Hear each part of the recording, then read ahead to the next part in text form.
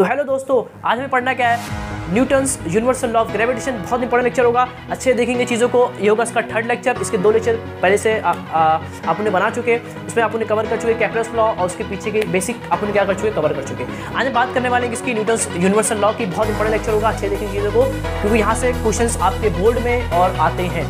ये बहुत 3 number question ये पेपर में फिक्स रहता है कि ये चैप्टर से ये 3 नंबर क्वेश्चन आपको पेपर में आएगा। तो अच्छे देखेंगे चीज़ों को। मैं आपको बताऊंगा डेप्थ से लेके 0 से लेकर एडवांस तक जितनी चीज़ें हो सकेगी इस चैप्टर के बाद, इस टॉपिक के बारे में आपको मैं क्या करूँगा बता दूंगा। तो कैसे आप सब होंगे एकदम बढ़िया। और आज हम पढ़ने वाले हैं क्या, न्यूटन्स यूनिवर्सल लॉ। तो आप सबका स्वागत है अपने प्यारे चैनल मिलियंस एजुकेशन के अंदर। तो स्टार्ट करते हैं।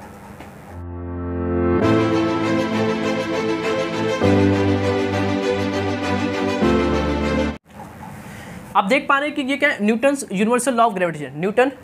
Newton's universal law of gravitation है। तो न्यूटन बाबा ने न्यूटन बाबा ने एक लॉ दिया है। किस पर?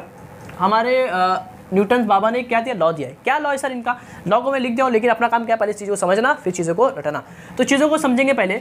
देखो बहुत अच्छा लॉ होता है, इसने भी एक प्यारा लॉ है ये क्या है, बहुत अट्रैक्टिव लॉ है। क्या अट्रैक्टिव लॉ है ये? लॉ क्या था सर? इसने कहा था कि इस दुनिया के अंदर कोई भी 2 मास होंगे। मान लो एक मास m1 है और एक मास क्या है, m2 है। इन दोनों के दरमियान कुछ सेपरेशन होगा, कुछ डिस्टेंस होगा। मान लो m1 और m2 r डिस्टेंस पर रखे हुए हैं, समझ लो। तो उसने बोला कि इस कायनात के अंदर, इस दुनिया के अंदर, इस यूनिवर्स के अंदर, इस धरती के अंदर कोई भी 2 ऑब्जेक्ट होंगे, कोई भी 2 बॉडी होगी, तो वो आपस में क्या करती है, अट्रैक्ट करती है। मतलब m वाला m2 को अट्रैक्ट कर रहा होगा और m2 वाला m1 क्या कर रहा होगा, अट्रैक्ट कर रहा होगा, समझ रहे हो। इसने बोला कि दुनिया के अंदर हर कोई 2 बॉडी, हर कोई 2 मैटर बोलना सही नहीं होगा, हर कोई 2 बॉडी क्या करती है, एक दूसरे को अट्रैक्ट करती है। जैसे एक m1 m2 को अट्रैक्ट कर रहा होगा, एक m2 m1 को क्या कर रहा होगा, अट्रैक्ट कर रहा होगा। ये कहना था किसका, न्यूटन बाबा का। ये कहते थे कि दुनिया के अंदर हर एक बॉडी एक दूसरे क्या करती है, अट्रैक्ट करती है। In the universe every two body attract to each other, मतलब m1 वाला m2 को अट्रैक्ट कर रहा होगा और m2 वाला m1 क्या कर रहा होगा, अपनी तरफ अट्रैक्ट कर रहा होगा। जैसे कि आप और मैं, आप तो कहीं और हो, मैं कहीं और हूँ, समझ रहे हो। मान लो आप और आपके कोई 2 दोस्त साथ में एक बेंच पर बैठे हुए हैं, मतलब वो एक दूसरे को क्या करें, अट्रैक्ट करें। ये इनका कहना था। अब अभी बहुत सारे क्वेश्चन होंगे, उनको क्या करेंगे, हम सॉल्व करेंगे कि सर मैं दोस्त से बैठे, लेकिन हम दोनों एक दूसरे को अट्रैक्ट नहीं कर रहे। उसका यहाँ आप बाद में आपको जवाब देंगे। अब इसको छोड़ दो। तो अभी इनका कहना था कि कोई 2 बॉडी एक दूसरे को क्या करती है, अट्रैक्ट करती है। In the universe 2 body are attract to each other. ये कहना था किसका, न्यूटन साहब का, समझ रहे।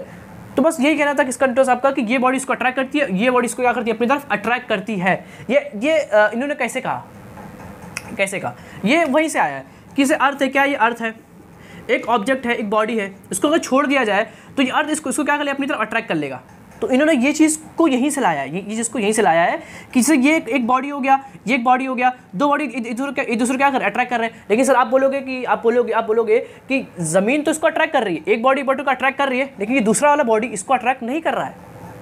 ये तो इसका भी आप जवाब देंगे कि ऐसा क्यों हो रहा है। बिकॉज इसका मास क्या है, वो छोटा, बहुत छोटा है, इसलिए ये इसको अट्रैक्ट नहीं कर पा रहा है, लेकिन ये इसको अट्रैक्ट कर पा रहा है। तो मास बहुत डिपेंड करता है। मास जितना बड़ा होगा, जैसे अर्थ का मास क्या बहुत बड़ा है, तो उसका अट्रैक्टिव पावर क्या होगा, ज़्यादा होता है। उसका फोर्स क्या होता है, फोर्स ऑफ अट्रैक्शन क्या होता है, बहुत ज़्यादा होता है एज कम्पेयर टू बॉल के। क्योंकि बॉल का मास बहुत छोटा है। ऐसे अपना मास 50 kg, आपका मास 60 kg, कोई मोटा होगा तो 80 kg 100 kg, समझ रहे हो। तो जितना मोटा है, जो जितना भारी है, जिसका मास जितना ज़्यादा है, उस मास जितना ज़्यादा होगा, उसका फोर्स ऑफ अट्रैक्शन उतना ज़्यादा होगा। मतलब एग्जाम्पल, मतलब कि 2 पतले लोग हैं, 2 क्या पतले लोग हैं, उन दोनों का वेट कम, इन दोनों का मास कम है, तो उन दोनों के दरमियान अट्रैक्शन में क्या होगा, बहुत कम होगा। लेकिन एक मोटा है और एक पतला है, तो मोटा वाला पतले को अपनी तरफ खींच लेगा। ये कहना था किसका, न्यूटन साहब का, समझ गए। तो ये कहना था किसका, न्यूटन साहब का, ये सब कहना था। आप समझो आगे की कहानी। अब कहानी क्या है कि अभी क्या समझे कि in the universe 2 body are attract to each other. हर दुनिया के अंदर, इस कायनात के अंदर कोई भी 2 बॉडी होगी तो एक दूसरे को क्या करेगी, वो अट्रैक्ट करेगी, एक दूसरे को पकड़ेगी, एक दूसरे को खींचेगी। ये कहना था किनका, न्यूटन साहब का। देखो every body attract to each other, समझ गए, in the universe with definite force. कुछ फोर्स से ये एक दूसरे क्या कर रहे हैं, खींचते। तो फर्स्ट फोर्स क्या है, वो कितने फोर्स है, वो किस फोर्स से एक दूसरे को खींचते, उसको निकालने की कोशिश करते हैं। तो न्यूटन साहब ने कहा कि वो जो फोर्स होती है, जिस फोर्स से ये m1 m2 खींच रहा है और ये m2 m1 खींच रहा है, वो जो फोर्स होती है वो डायरेक्टली प्रोपोर्शनल क्या होती है, वो डायरेक्टली प्रोपोर्शनल होती है उन दोनों के मास के मल्टीप्लिकेशन के, उन दोनों के मास के, उसको बोलते हैं मल्टीप्लिकेशन, इन दोनों के मास के प्रोडक्ट के, किसके प्रोडक्ट के, क्या होती है, डायरेक्टली प्रोपोर्शनल। तो जो फोर्स होती है वो डायरेक्टली प्रोपोर्शनल होती है इन दोनों के मास के प्रोडक्ट के, और ये जो फोर्स होती है वो इनवर्सली प्रोपोर्शनल होती है। क्या होती है, इनवर्सली प्रोपोर्शनल होती है उनके स्क्वायर ऑफ डिस्टेंस के। स्क्वायर ऑफ डिस्टेंस क्या होती है, वो इनवर्सली प्रोपोर्शनल होती है। ये दो कहना था किसका, न्यूटन साहब का। ये जो फोर्स होती है वो डायरेक्टली प्रोपोर्शनल होती है उन दोनों के मास के हासिल ज़रब के, उर्दू में बोलेंगे, या बोलेंगे उन दोनों के मास के प्रोडक्ट के या मल्टीप्लिकेशन के। और वो जो फोर्स होती है वो इनवर्सली प्रोपोर्शनल होती है इनके स्क्वायर डिस्टेंस के। समझ गया सर, एकदम अच्छे समझ गया। डायरेक्टली इनवर्सली किसी को तकलीफ तो नहीं है ना, डायरेक्टली मतलब सामने सामने, इनवर्सली मतलब 1/, क्या होता है 1/, मतलब क्या होता है इनवर्सली, डायरेक्टली मतलब सामने सामने, इनवर्सली मतलब 1/, में कोई चीज़ लिखी मतलब वो क्या है, इनवर्सली है। ये सब चीज़ आपको मालूम होगी। तो देखो मतलब इसको लिखेंगे किस तरह से, इसको ऐसा लिख देना, बोर्ड में लिखना है, बोर्ड में लिखना है भैया, अच्छे लिखेंगे। देखो ऐसे लिखेंगे, let the two masses m1 and m2 and r be the distance between them।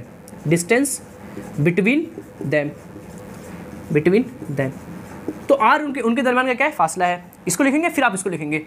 तो फर्स्ट क्या बोलता है, जो फोर्स होगी वो क्या होगी, डायरेक्टली प्रोपोर्शनल होगी उन दोनों के मास के मल्टीप्लिकेशन के, उन दोनों के मास के प्रोडक्ट के। और ये जो फोर्स होगी वो इनवर्सली प्रोपोर्शनल होगी square of distance between them के। समझ गए। तो इसको बोलेंगे फर्स्ट और इसको बोलेंगे सेकंड इक्वेशन। ऐड कर लो क्या, इन दोनों को फ्रॉम फर्स्ट एंड सेकंड। देखो फ्रॉम फर्स्ट एंड सेकंड। तो एफ सेम है ना, उसको एक बार क्या लिखेंगे, उसको एक बार लिखेंगे। देखो ये हो गया, ऊपर वाले को ऊपर से मल्टीप्लाई करेंगे, तो m1 m2 को 1 से मल्टीप्लाई करेंगे, कितना आंसर आएगा, सेम आएगा सर आंसर, देख रहे हैं। और नीचे वाले को नीचे से करेंगे तो r2 स्क्वायर को r1 से करेंगे, कितना आएगा, वही सेम आएगा। समझ, ऊपर वाले को ऊपर से और नीचे वाले को नीचे से क्या करेंगे, मल्टीप्लाई करेंगे फ्रॉम फर्स्ट एंड सेकंड। अब आपको मालूम है दुनिया के अंदर जब ये साइन हटती है, जब ये साइन हटती है तो दो लोग आते हैं, एक आता है इक्वल और एक आता है कांस्टेंट। ये आपको मालूम होना चाहिए कि जब दुनिया के अंदर ये साइन हटेगी, मतलब साइन ऑफ प्रोपोर्शनलिटी हटेगी, दो लोग आएंगे, एक आएगा इक्वल, एक आएंगे कांस्टेंट, एक आएंगे इक्वल और एक आएंगे कांस्टेंट। के मतलब कांस्टेंट, ये m1 है, ये m2 है, ये क्या आपका r स्क्वायर है। समझ गया सर। ये k क्या है, यहाँ पर जो k है ना, k ये कांस्टेंट है, क्या ये कांस्टेंट है, ये क्या है कांस्टेंट है। और ये कांस्टेंट कैपिटल जी, क्या ये कैपिटल जी अपना यहाँ पे क्या k है। और इसको सर कहते क्या है, कैपिटल जी कांस्टेंट, और इसका कोई नाम होगा, हाँ इसका नाम होता है यूनिवर्सल कांस्टेंट। क्या ये यूनिवर्सल ग्रेविटेशनल कांस्टेंट, क्या नाम है इसका, यूनिवर्सल ग्रेविटेशनल कांस्टेंट। क्या नाम है इसका, कांस्टेंट मतलब कांस्टेंट, इसका नाम क्या है, universal gravitational constant which is capital G.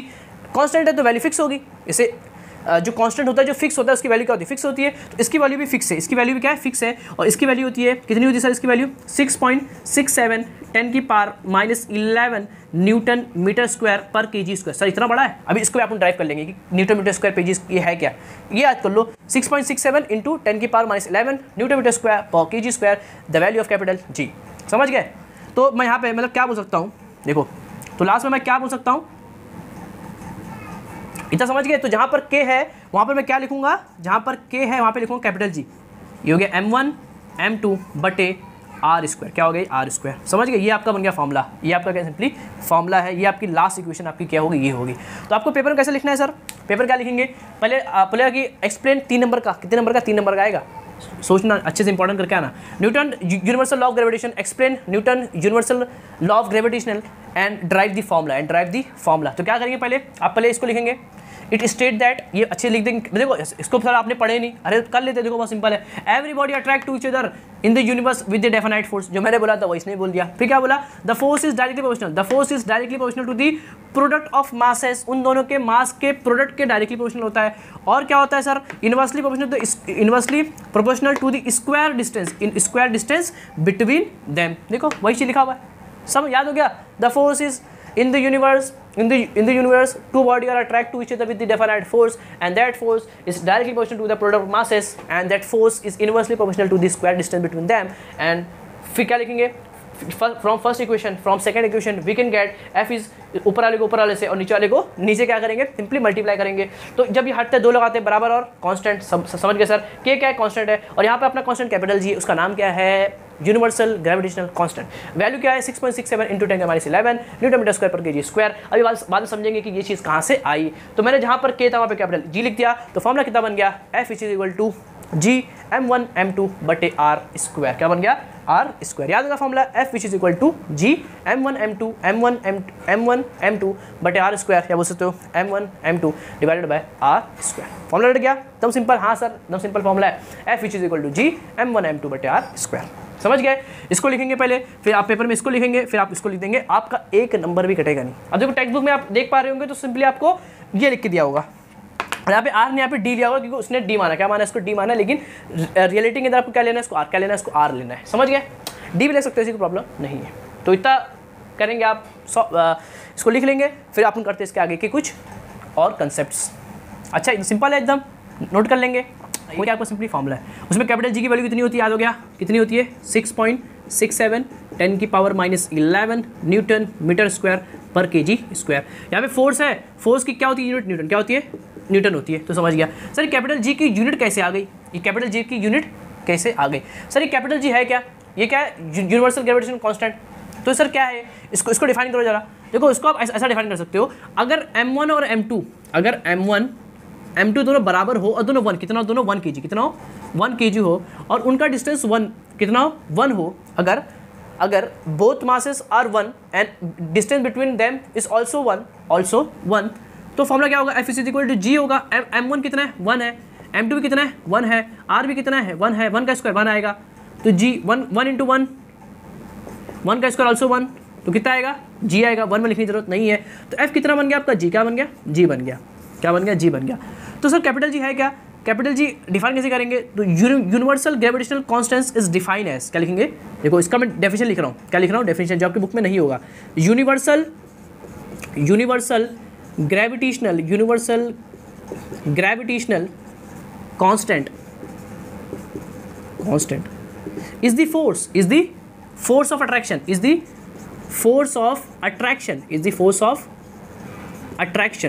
attraction between two body, between the body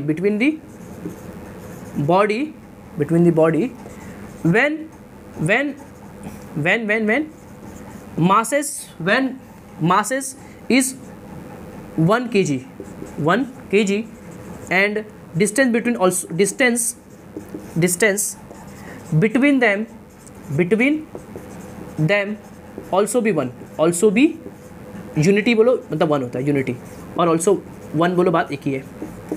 तो समझ गए कि कैपिटल जी असल में क्या होता है, फोर्स होता है, क्या होता है मतलब मैं क्या उसको डिफाइन कर रहा हूँ कि इसको डिफाइन कैसे करेंगे, ये आपको आपकी बुक में शायद ना मिले, इसलिए मैंने इसको आपको बता दिया कि कैपिटल जी सर क्या है। तो कैपिटल जी एक तरह का फोर्स, क्या एक तरह का फोर्स, एक डेफिनेशन है, कैपिटल जी एक तरह का फोर्स, एक तरह का फोर्स अट्रैक्शन है when the masses are 1 kg and distance between them is 1। बस यही है, मैं उसको सिर्फ लिख दिया हूँ और कुछ किया मैंने नहीं हूँ। देखो universal gravitational constant is the force of attraction between the body when the masses is 1 kg and distance between them also भी यूनिटी, मतलब 1। मतलब क्या कि आपका कैपिटल जी आपका एक तरह का फोर्स है, जब आपका मासेस कितना हो 1 हो और उनके दरमियान डिस्टेंस कितना हो 1 हो, तो आपके उस टाइम आपका फोर्स क्या होगा, आपका कैपिटल जी क्या होगा, बराबर होगा। ये डेफिनेशन ऑफ कैपिटल जी है, ये क्या डेफिनेशन ऑफ कैपिटल जी है, इसकी वैल्यू आपको मालूम है।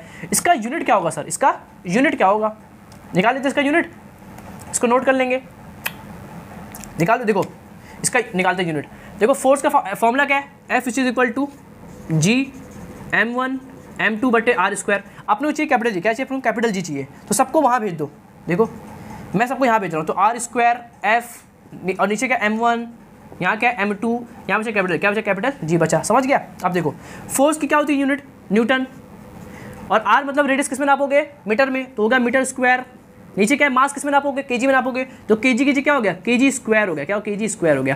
तो आपका कैपिटल जी का आपका निकल गया यूनिट, क्या होता है न्यूटन मीटर स्क्वायर पर केजी स्क्वायर। समझ क्या होता है, समझ गया, न्यूटन मीटर स्क्वायर पर kg square be the unit of what, G capital G, not G capital G. समझ गया क्या होता है न्यूटन मीटर स्क्वायर। आपको एमसीक्यू में कभी आ जाता है कि the universal gravitational constant which is also called capital G, the unit is what, उसकी यूनिट क्या है। 4 ऑप्शन देगा तो आपको घुमा देगा, तो आपको क्या करना है, याद रखना न्यूटन मीटर स्क्वायर पर केजी स्क्वायर कैसे आया मैंने आपको बता दिया, इसका डेफिनेशन में कैसे आया मैंने आपको बता दिया, इसकी वैल्यू कितनी होती है आपको मैंने बता दिया, फॉर्मूला क्या होता है वो मैंने आपको सिंपली बता दिया। समझ गए इतना कंसेप्ट, कोई इसके अंदर तकलीफ बुराई वाली बात नहीं है सर। अब करते हैं कुछ एक आध क्वेश्चन करेंगे, फिर आपको टॉपिक क्या हो जाएगा, सिंपली ये खत्म हो जाएगा।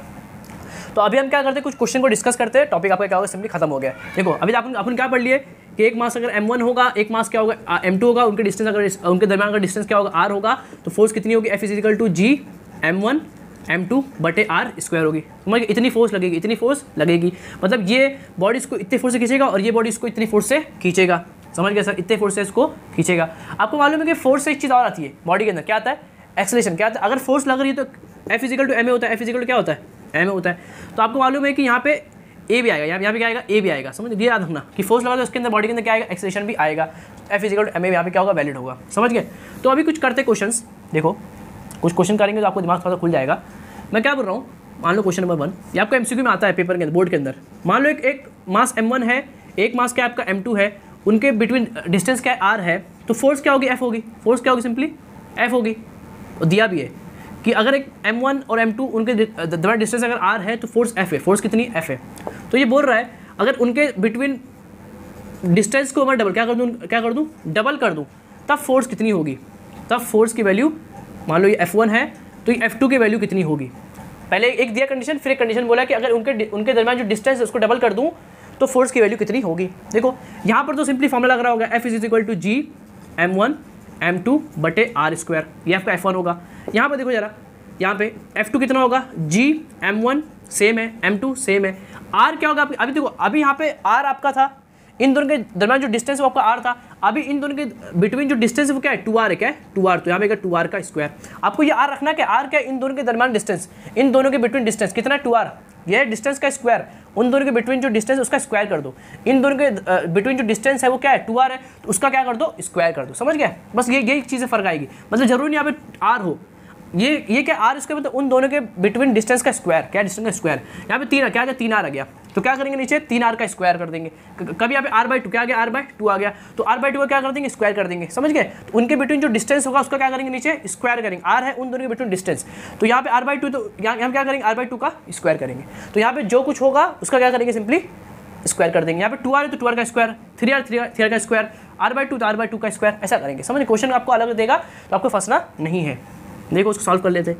तो g m1 m2, 2 मतलब 2 का स्क्वायर 4, r का स्क्वायर r होता है, ये आपका F2 हो गया। लेकिन अगर आप F1 देख रहे हो तो F1 कितना है मेरा, देखो इसको ऐसा लिखूँ मैं 1/4 g m1 m2 बटे r स्क्वायर। तो ये जो चीज़ है ये F1 के बराबर है, तो मैं लिख दूंगा इसको 1/4 ऑफ F1, मतलब आपका जो फोर्स होगा वो F1/4, मतलब इसके गुना 4 गुना क्या हो जाएगा, कम, क्या हो जाएगा, कम हो जाएगा, क्या हो जाएगा, कम। तो समझ गए, इस तरह से आप क्वेश्चन क्या कर लेंगे, सिंपली सॉल्व कर लेंगे। यहाँ पे कभी 3r रहेगा, कभी r/2 रहेगा, अलग अलग केस में अलग रहेगा, तो आपको डरने की जरूरत नहीं है। सिर्फ यहाँ पे क्या कर देंगे, उसका स्क्वायर, क्या कर देंगे, सिंपली उसका स्क्वायर कर देंगे और कुछ करने की जरूरत नहीं है। समझ गए सर। इसका एक तरीका और होता है, आप चाहो ऐसे भी निकाल सकते हो। आपको मालूम है कि जो फोर्स है वो inversely proportional of r square है। फोर्स जो है वो क्या inversely proportional of r square है सर। तो जब ये हटेगा 2 लगाएंगे, एक इक्वल और कांस्टेंट आएगा, नीचे क्या r स्क्वायर है। हाँ सर, इसको यहाँ पे 2 ही होगा, F(r²) = कांस्टेंट। अब इसका मतलब कि इन दोनों का मल्टीप्लिकेशन का जो स्क्वायर रहेगा वो कांस्टेंट, क्या रहेगा, कांस्टेंट रहेगा। मतलब इसको ऐसा आप बोल सकते हैं, ऐसा लिखा है तो आप ऐसा बोल सकते हैं कि फिजिक्स कहती है, कौन कहती है, फिजिक्स कहती है, आप ऐसा बोल सकते हो। तो F(r²) = कांस्टेंट है, मतलब इन दोनों का मल्टीप्लिकेशन, इन दोनों की जो वैल्यू कांस्टेंट क्या रहेगी, वो कांस्टेंट रहेगी। मतलब F1 r1² इस बराबर रहेगा F2 r2² = कांस्टेंट। मतलब ऐसे कितने भी लिख सकते हो, इन दोनों का पेयर का, इन दोनों की जोड़ी का जो स्क्वायर, इन दोनों की जोड़ी का जो स्क्वायर रहेगा वो हरदम क्या रहेगा, सेम रहेगा। F1 r1 का स्क्वायर बराबर रहेगा, F2 r2 का स्क्वायर क्या रहेगा, बराबर रहेगा। तो देखो F1 हो गया और F2 को नीचे लेके चले जाओ, यहाँ देखो यहाँ बचा r2 का स्क्वायर और r1 को नीचे लेके आ जाओ, तो क्या बचा, देखो F1/F2 = r2/r1 होल स्क्वायर पूरा डाल दो एक साथ। तो ये फॉर्मूला आपको अगर याद होगा आप निकाल सकते हो। समझ गए, F1/F2 = r2/r1 the whole square. क्या है, F1/F2 r2/r1 the whole square. कुछ नहीं, देखो ये इसके कैसा उल्टा है ना, ये इसके कैसा है, आप ये समझ गए कैसे, आप डायरेक्ट निकाल सकते हो। देखो मैं बता रहा हूँ 11th CBSE बोर्ड वगैरह के अंदर बच्चे कैसे सॉल्व करते हैं क्वेश्चन को। आप थोड़े छोटे बोर्ड के बच्चे हो, लेकिन मैं आपको क्या कहूँगा, चीज़ें बताऊँगा ताकि आपको थोड़ा सा नॉलेज होता चले कि चीज़ें सॉल्व और कैसे हो सकती है। समझ रहे हो, थोड़ा दिमाग को बढ़ाएंगे तो आप ना इसको आप ऐसा डायरेक्ट कैसे ले सकते हो। देखो ये इसके कैसा इन्वर्सली है ना, मतलब उल्टा है, कैसा उल्टा है, तो आप ऐसा लिखो F1/F2 चूँकि ये इसका उल्टा है, ये इसका क्या उल्टा, यहाँ F1 होगा तो ये उसका उल्टा क्या आएगा, R2 आएगा, इसका उल्टा क्या आएगा, R1 आएगा। यहाँ स्क्वायर है तो डाल दो स्क्वायर, देखो बन गया फॉर्मूला, देख लो, समझ गए। तो आपको ऐसा करना है, F1/F2 कर दिया, मैं मानता हूँ कि ये इसका उल्टा होगा तो यहाँ F1 आएगा तो ये उसका उल्टा आएगा, F2 इसका उल्टा आएगा, स्क्वायर है लगा दो स्क्वायर, देखो बन गया फॉर्मूला, बन गया सर फॉर्मूला। समझ लो, तो आपको ऐसा ऐसा क्या लगाना, दिमाग क्या लगाना है सबको, दिमाग लगाना है, तब चीज़ आपसे क्या होगी, सिंपली सॉल्व होगी।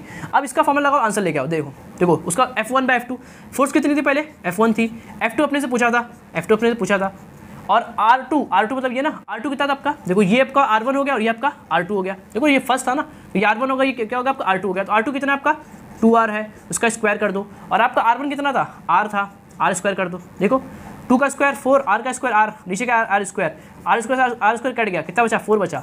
तो यहाँ पे आपको दिख रहा है आपको कि F1/F2 कितना आ गया आपका 4, मतलब F1 which is equal to 4 times of F2, मतलब F2 जो होगा वो F1/4 क्या हो जाएगा, F1/4 हो जाएगा, जो आपने निकाले थे। देख लो वही चीज़ है, समझ गए। तो आप फॉर्मूले से डायरेक्ट क्या क्या कर सकते हो, आंसर निकाल सकते हो, डायरेक्ट चुटकी में आंसर निकाल सकते हो। और आपको चीज़ों को कंसेप्ट को अगर आपको आता है, समझ कंसेप्ट आपको आता है, तो आप इजीली क्या कर क्वेश्चन क्या कर सकते हो, सॉल्व कर सकते हो। समझ रहे हो, बहुत सिंपल है कि नहीं, हाँ सर बहुत सिंपल है। और इस तरह के बहुत सारे क्वेश्चन आते हैं, समझिए अच्छे क्वेश्चन, तो इसको मैंने आपको क्या कर दिया, करा दिया। ऐसा आपको क्वेश्चन पूछेगा कि अगर दो बॉडी उनके दरमियान उनके बिटवीन डिस्टेंस R है, अगर उनके बिटवीन डिस्टेंस को मैं डबल कर दूँ, या उनके बिटवीन डिस्टेंस को मैं हाफ कर दूँ, या 3 टाइम कर दूँ, तो फिर फोर्स की वैल्यू क्या होगी। तो आप ये फॉर्म लगाएंगे, आपको आंसर सिंपली मिल जाएगा। समझ गए, हाँ तो समझ गए।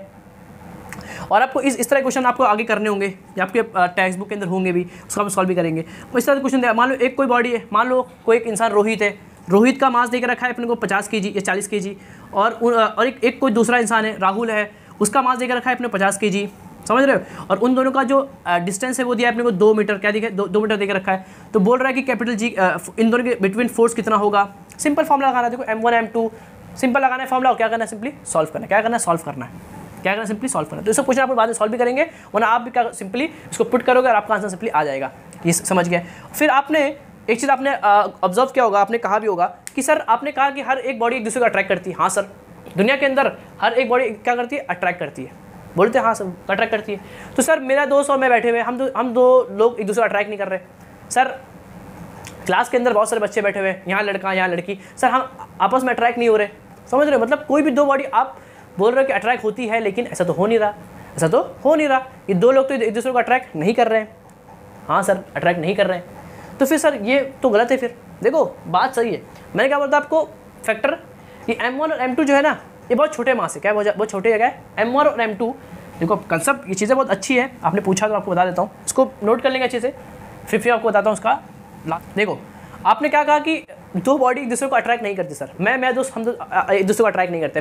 हम फैमिली है, फैमिली के अंदर कोई दो लोग अट्रैक्ट नहीं कर रहे, और रोड पे आम जनता कोई अट्रैक्ट नहीं कर रहा। हाँ सर एकदम सही बात है, अट्रैक्ट करते भी नहीं है। सर ये अट्रैक्ट क्यों नहीं करते सर, ये तो फिर गलत हो गया।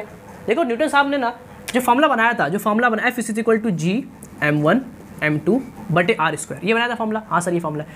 तो उसके अंदर M1 और M2 क्या वो छोटे मासेस, क्या ये M1 और M2 क्या बताए, लाइट मासेस है। लाइट मतलब पॉइंट मासेस, क्या ये पॉइंट मासेस है, क्या ये पॉइंट मासेस। पॉइंट मतलब सर बहुत छोटे छोटे, कैसे बहुत छोटे छोटे मासेस के लिए, बहुत छोटे छोटे मासेस के लिए ये फॉर्मूला क्या होता है, वैल्यूड होता है। पहले एक बात आप ये समझ लीजिए, पॉइंट मासेस मतलब सर पॉइंट मासेस मतलब कि किसके, इसने बोला कि M1 और M2 लाइट मासेस होते हैं, पॉइंट मासेस होते हैं, उनके लिए फॉर्मूला क्या होता है, वैलिड होता है, वैलिड होता है। अब होता क्या पता, आप उन 40 kg के देखो क्वेश्चन देखो, 40 kg आप उन 50 kg होंगे, अरे कितना भारी होगे तुम लोग। और आपका दोस्त के दरम्यान डिस्टेंस कितना है 2 मीटर, कितना है 2 मीटर है, तो फोर्स के लिए कितनी होगी। और आप फोर्स के अगर आप निकालने की कोशिश करोगे ना, देखो G होता है फॉर्मूला और M1 होता है। M1 कितना है उसमें 40 है, और M2 कितना आपका 50 है, और नीचे क्या उन दोनों के डिस्टेंस का स्क्वायर कितना है 2 है ना, 2 का स्क्वायर करो, उसको सॉल्व करो जरा। देखो आंसर जो है वो छोटा आएगा। जो कैपिटल G है ना, जो कैपिटल G जो कांस्टेंट है उसकी वैल्यू कितनी आपको मालूम होगी, 6.67 10⁻⁻11। अरे भैया बहुत छोटी वैल्यू है। और देखो 5 चौक कितना होता है, 5 चौक 20 होता है 20, और लगा दो 2 0 और 5 4 20 और 2 लगा दिए। 2 का स्क्वायर कितना आता है 4 आता है, 2 1 ज़ा 2 2 ज़ा, समझ गए 2 1 ज़ा इतना हो गया। तो देखो 3.3 10⁻⁻11 और 1000 मतलब कितना होता है मालूम है, 3.3 10⁻⁻11 10,000 होता है 10⁻3। क्या ऐसा लिखा हुआ है, ऐसा 10 स्क्वायर कितना होता है 100 होता है। तो जितना है उतने देखो यहाँ पे 2 0 था तो 10 के ऊपर 2 लगा दो, यहाँ पे 3 होगा तो 10 पे कितना लगा दो 3 लगा दो, समझ गए। तो 3 था तो मैंने 10 पे कितना लगा दिया 3 लगा दिया। देख लो 3.3 इन दोनों बेस से एक बार लिखेंगे, 11 में से 3 गया 8, कितना बचे 8 बचेगा, साइन है कि बड़े माइनस की। तो आपका आंसर कितना है देखो जरा, आपका आंसर आया कितना 3.3 10 की पावर -8 न्यूटन। सर ये 10 के -8 मतलब क्या होता है, समझ कितना होता है? देखो 10 की पावर -1 होता है 0.1, कितना होता है 0.1 होता है, आपको मालूम होगा। 10 की पावर -1 कितना होता है 0.1 होता है। 10 की पावर -2 मतलब कितना होगा सर? देखो 10 की पावर -2 मतलब 0 के आगे लगा दो एक और 0, 10 के -3 मतलब एक और लगा दो 0, समझ गए? मतलब कि 0 पॉइंट, इसका मतलब होगा 0.00008 बार लगाना है, देखो ऐसा 0.8 बार लगाना है 0 0 0 0 0 0 0 0 0 फिर ऐसा। इतनी छोटी वैल्यू है ये, इतनी छोटी। और इसको छोड़ दो 3 ये तो छोड़ दो। 10 के -8 मतलब इतना छोटा वैल्यू। अरे भाई 0.1 मतलब क्या, कुछ नहीं सर। देखिए आपको क्या बोला 10 के -8, 10 के -8 मतलब कितना होता है कि 0 पॉइंट लगा दो 0 8 बार, उतनी छोटी वैल्यू है, उतनी छोटी वैल्यू, 1 न्यूटन भी फोर्स नहीं है, समझ रहे हो? 10 की पावर माइनस मतलब 0.1 कितना होता है, लेकिन ऐसा भी नहीं है। 10 की पावर -8 मतलब 0.0000 लगाना, कितनी बार 8 बार लगाना है, कितनी बार लगाना है 8 टाइम्स लगाना है, उतनी छोटी वैल्यू है। उतनी छोटी फोर्स से आप एक दूसरे को अट्रैक्ट कर रहे हैं, तो क्या आप अट्रैक्ट हो पाएंगे? नहीं सर, ये तो फोर्स है ही नहीं, ये तो खत्म है। ये तो एक भी एक 1 भी नहीं है, ये तो क्या 1 से कितनी 8 गुना कितनी छोटी है, 1 से भी 8 गुना कितनी टाइम्स छोटी है, समझ गए? तो इतनी छोटी फोर्स होने की वजह से समझ गए, ये मेन रीजन क्या, कोई बोले कि दो बॉडी एक दूसरे को अट्रैक्ट नहीं करती। आप सिंपल बोलना कि ये जो फॉर्मूला है वो वैलिड है किसके लिए? बड़े बड़े मासेस, किसके लिए? बड़े बड़े मासेस के लिए वैलिड है। पॉइंट मासेस मतलब क्या होता है? पॉइंट मासेस मतलब कि मैं और ये पूरी जो ज़मीन है, अर्थ है, अर्थ मेरे लिए क्या है? छोटा। इस अर्थ के अंदर आपुन क्या है? Point masses. कैसा है? पॉइंट मासेस है। तो अर्थ और अपने लिए फॉर्मूला वैलिड है, अर्थ और अपने लिए फॉर्मूला क्या है? वैलिड है, समझ गए? इसको बोलते हैं पॉइंट मासेस, मतलब अर्थ के लिए अपन क्या है? पॉइंट मासेस, तब फॉर्मूला क्या होगा? वैलिड होगा। आपुन अपना दोस्त वो आपस में पॉइंट मासेस नहीं है। आपुन एक दूसरे को देख पा रहे ना, आप ऐसे थोड़ी छोटे से आपुन एक दूसरे को देख पा रहे, मतलब आपुन पॉइंट मासेस नहीं है। जबकि अर्थ और ये बंदा ये क्या है? पॉइंट मासेस है। आपुन इस जमीन के अंदर रहते हो, जमीन के लिए आपुन क्या है? पॉइंट मासेस है। ये सूरज, ये आसमान, ये सूरज और ये प्लैनेट फोर्स लगती है, हाँ से लगती है, एक दूसरे को अट्रैक्ट करते हैं, हाँ अट्रैक्ट करते हैं। मैं बोलूँ कि मून और अर्थ, देखो मून के लिए अर्थ क्या है? पॉइंट मास है। तो बड़े बड़े ऑब्जेक्ट के लिए ये चीज़ें क्या होती है? वैलिड होती है। इसलिए मैं देखो ये मार्कर के लिए ये जो अर्थ है वो क्या है? पॉइंट मास है। क्या है? पॉइंट मास है। तो इसको छोड़ने पर अट्रैक्ट कौन करेगा? जमीन को क्या कर लेगी? अपनी तरफ अट्रैक्ट कर लेगी। एक मास को क्या कर लेगा? अट्रैक्ट कर लेगा, बिकॉज ऑफ ये इसका मास क्या है? बहुत ज़्यादा है। मास जितना ज़्यादा होगा फोर्स उतना ज़्यादा होगा। तो ये सब बहुत सारे कंसेप्ट हैं जो आपको 11th पढ़ाए जाएंगे, लेकिन मैंने आपको कुछ बता दिया कि एक मेन रिजल्ट होता है पॉइंट मासेस का और एक मेन रिजल्ट होता है कैपिटल जी का। क्योंकि कैपिटल जी क्या बहुत क्या होता है? छोटा होता है। क्या होता है? वो छोटा होता है, इसलिए अपना आंसर क्या आता है? बहुत छोटा होता है। इतना छोटा होता है कि मतलब वो कंपेरेबल नहीं होता, उसको अपन कंपेयर भी नहीं कर सकते, बहुत छोटा होता है वो, इसलिए अपने को फोर्स का एहसास नहीं होता। इसलिए कोई दो बॉडी इस नॉर्मल लाइफ में क्या होती है? अट्रैक्ट नहीं होती। और ये था आपका चैप्टर का थर्ड लेक्चर क्या था? Newton's universal law of gravitation. मैंने जितना हो सकता था इन डिटेल सब आपको क्या कर दिया? बता दिया। टीचर्स इतना नहीं बताते हैं, उनको तो टाइम नहीं होता है। और बहुत सारी नॉलेज जो मैंने 11 से उठाया, बहुत सारी चीज़ें जो मेरी खुद की नॉलेज थी वो सब मैंने आपको क्या कर दिया? बता दिया। ये सब चीज़ें आपको मैंने बताया जो और सब बोर्ड के बच्चे यूज़ करते हैं, CBSE वगैरह बोर्ड के बच्चे, सब मैंने आपको क्या कर दिया? बता दिया। क्वेश्चंस भी सॉल्व करा सकता हूँ, लेकिन आपको क्वेश्चन इतने अच्छे लेवल के नहीं है। सिंपल आपके क्वेश्चन बोर्ड के अंदर आते हैं, तो उनको क्या करेंगे? आप सॉल्व करेंगे। आप उनको क्या करेंगे? लास्ट में क्या करेंगे? उनको क्वेश्चन को सॉल्व करेंगे। तो आज तक काफ़ी है। मैं तो उसके नेक्स्ट लेक्चर में जब तक के लिए पढ़ाई करते रहेंगे, कुछ रहेगा तो क्या करेंगे? कमेंट करेंगे। मैं तो उसके नेक्स्ट लेक्चर में जब तक के लिए गुड बाय।